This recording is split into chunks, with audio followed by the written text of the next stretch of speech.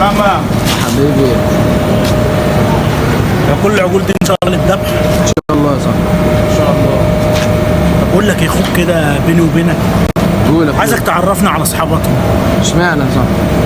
يعني كل عجل من ده لما اخد لي 2 كيلو عشان العزايم بقى والفته بقى وكل سنه وانت طيب. سواء طيب يا صاحبي، بس يعني اصحاب العجول يعني مش عارف اديك ارقامهم ولا اي بس حاجه. اهم شيء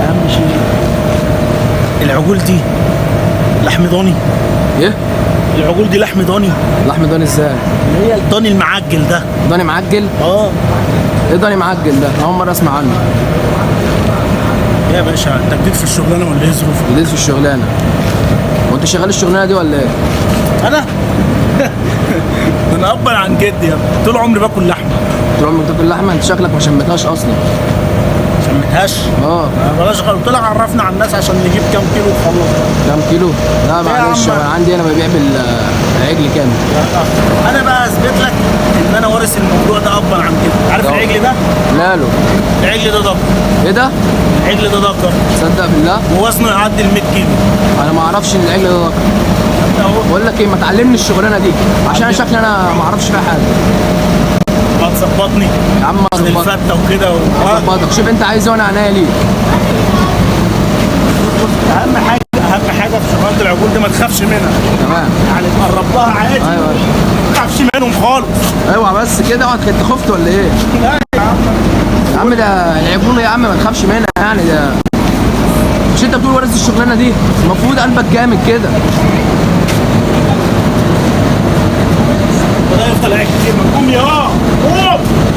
ما هو لو قام انت ممكن تجري. ما تحمهمش ليه يا عم؟ حميهم بقى. نضفوا اللحمه كده. ما هو دي من بره بس يا باشا.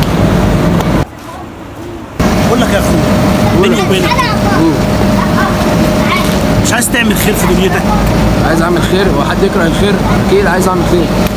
طب اديني العجل ده صدقه. نعم. اديني العجل صدقه. صدقه مين يا عم؟ انت عارف وصل لكام دلوقتي العجل ده؟ معدي 80000 جنيه. يا اخي 80000 جنيه، شوف بقى هتاخد حسنات قد ايه؟ يا عم حسنات بس، دول 80000 جنيه ده عليا بخساره.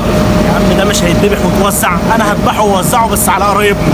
طب انا مالي بقرايبكم؟ اديني فلوس يا عم ما يغلاش عليك. خير يا عم. ايه؟ ده عليا بخساره. يا عم ده انا زبونك.